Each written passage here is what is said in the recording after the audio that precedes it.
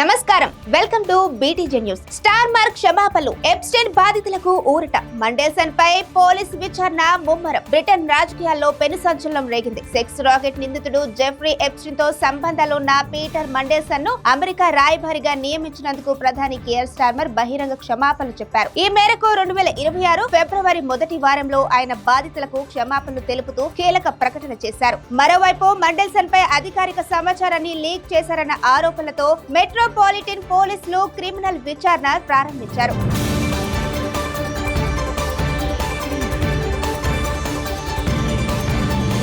Chagos దీవుల బదిలీకి Trump జై.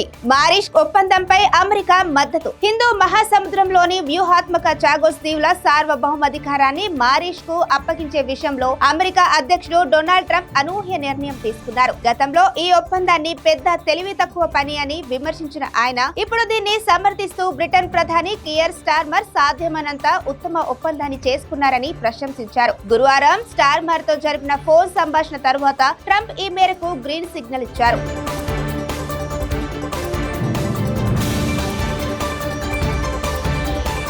Britain వడ్డీ రేట్లు యథాతథం. ఏడాది చివర్లో తగ్గింపునకు బ్యాంక్ ఆఫ్ ఇంగ్లాండ్ మొగ్గు. బ్రిటన్ కేంద్రం బ్యాంక్ ఆఫ్ ఇంగ్లాండ్ కీలక వడ్డీ రేట్లను ఫిబ్రవరి 5వ తేదీన 3.75% వద్దే ఉంచుతూ నిర్ణయం తీసుకుంది. ద్రవ్యోల్బణం తన 2% లక్ష్యానికి చేరువవుతున్న తరుణంలో మార్కెట్ అంచనాలకు తగ్గట్టే బ్యాంక్ ఈ నిర్ణయాన్ని వెలువరించింది. అయితే దేశ ఆర్థిక వృద్ధి నెమ్మదించే సూచనలు కనిపిస్తుండటంతో రానున్న నెలలో వడ్డీ రేట్ల కోత తప్పకపోవచ్చని గవర్నర్ ఆండ్రూ బెయిలీ స్పష్టమైన సంకేతాలు ఇచ్చారు.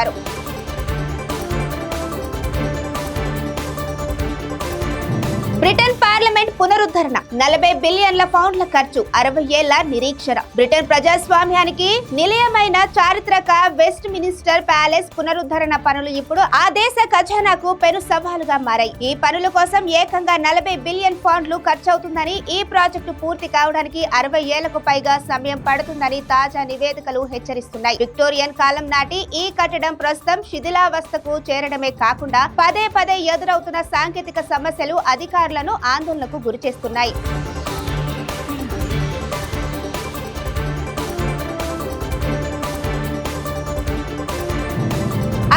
వలసదారులపై ఉక్కుపాదం మోపుతున్న లేబర్ ప్రభుత్వం. బ్రిటన్ సరిహద్దుల వద్ద గస్తీ ముమ్మరమైంది. 2024 జులైలో జరిగిన సార్వత్రిక ఎన్నికల తరువాత అక్రమ వలసదారులపై లేబర్ ప్రభుత్వం ఉక్కుపాదం మోపుతుంది. గత 7 నెలల్లో సుమారు 60 ఏళ్ల మంది విదేశీ నేరస్తులను, అనాధికారిక వలసదారులను బ్రిటన్ ప్రభుత్వం దేశం నుంచి బహిష్కరించింది. ఈ మేరకు బ్రిటన్ హోం మంత్రిత్వ శాఖ తాజాగా గణాంకాలను విడుదల చేసింది. అక్రమ వలసలను అరికట్టే క్రమంలో భాగంగా హోం సెక్రటరీ షబానా మహమ్మద్ ఈ కఠిన నిర్ణయాలు తీసుకున్నారు.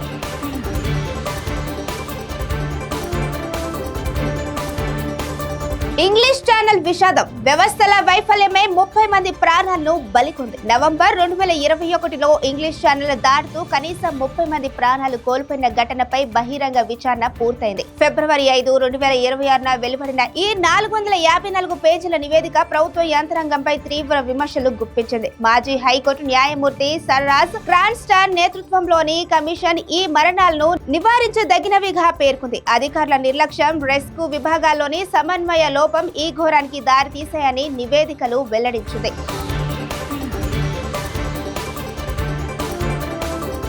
ఇంగ్లాండ్ లో శరణార్థుల గృహ నిర్మాణ సంక్షోభం. ఇంగ్లాండ్ లో శరణార్థుల అహకారాలు. ఇంగ్లాండ్ లో శరణార్థుల పరిస్థితి అత్యంత దయనీయంగా మారింది. ప్రభుత్వం ఇస్తున్న అతి తక్కువ గడువు, ఇళ్ల కొరత వెలసి వేల మందిని నరిడోడ్డుపై నిలబెడుతున్నాయి. గత 4 ఏళ్లలో ఇంగ్లాండ్ లో నిరాశులైన శరణార్థుల సంఖ్య ఆందోళనకరంగా పెరిగింది. 2021-22 ఆర్థిక సంవత్సరంలో కేవలం 3560 మందిగా ఉన్న ఈ సంఖ్య 2024-25 నాటికి ఏకంగా 19310కి చేరుకుంది. అంటే కేవలం 4 ఏళ్లలోనే ఈ సంఖ్య 5 రెట్లు పెరగడం గమనార్హం.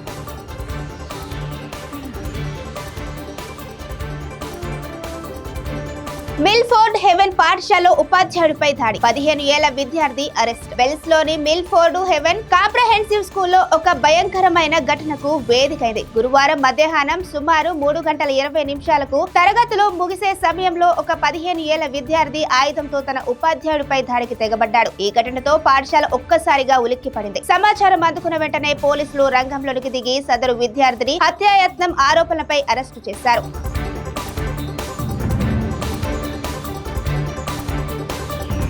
లిలియా వాలులైట్ హత్య కేసులో డేవిడాస్ సెక్బాస్ దోషిగా నిర్ధారణ. 9 ఏళ్ల లిలియా వాలులైట్ హత్య కేసులో ఎట్టకేలకు న్యాయం గెలిచింది. ఈ ఘోర కలిఖానానికి పాల్పడిన లిథువేనియా దేశస్థుడు డేవిడాస్ షేబాస్ ను లింకన్ క్రౌన్ కోర్టు దోషిగా తేల్చింది. 2022 జూలై 28 తేదీన లింకన్ షైర్ లోని బోస్టన్ నగరంలో ఈ హత్య జరిగింది. ఫిబ్రవరి 5, 2026న జ్యూరీ తన తుది తీర్పును వెలువరించింది. 3 ఏళ్ల కిందట జరిగిన ఈ దారుణ ఘటనపై దేశ వ్యాప్తంగా నిరసనలు వ్యక్తమవుతున్నాయి. ఇప్పుడు కోర్టు తీర్పుతో బాధిత కుటుంబానికి కొంత ఉపశమనం లభించింది.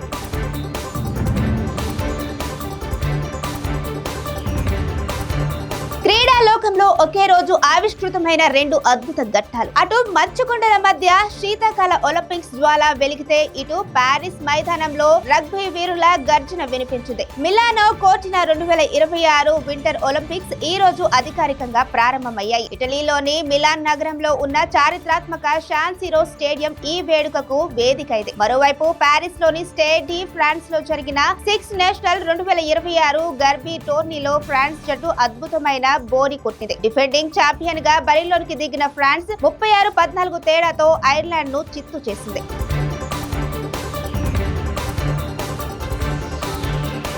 బ్రిటన్ లో కలుషిత బేబీ ఫార్ములా కలకలం. 36 మంది పసిబిడ్డలకు అస్వస్థత. బ్రిటన్ లో పసిబిడ్డలు తాగే పాలపొడి పెను విషాదాన్ని నింపింది. ప్రముఖ కంపెనీలకు చెందిన కొన్ని బ్యాచ్ల పాలపొడి కలుషితం కావడంతో సుమారు 36 మంది శిశువులు తీవ్ర అస్వస్థతకు గురయ్యారు. ఈ ఘటనపై యూకే హెల్త్ సెక్యూరిటీ ఏజెన్సీ అత్యవసర హెచ్చరిక జారీ చేసింది. వాంతులు, కడుపు నొప్పి వంటి లక్షణాలతో చిన్నారులు ఆసుపత్రులు పాలవ్వడంతో తల్లిదండ్రులు తీవ్ర ఆందోళన చెందుతున్నారు.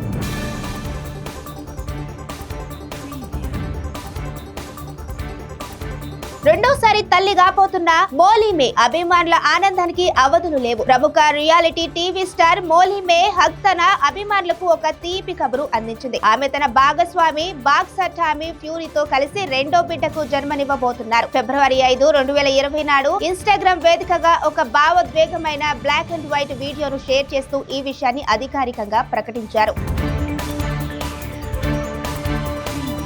Headlines ఇంతటితో సమాప్తం. Thank you. Stay tuned to BTJ for exclusive updates from UK and around the world. This is Sushmita signing off.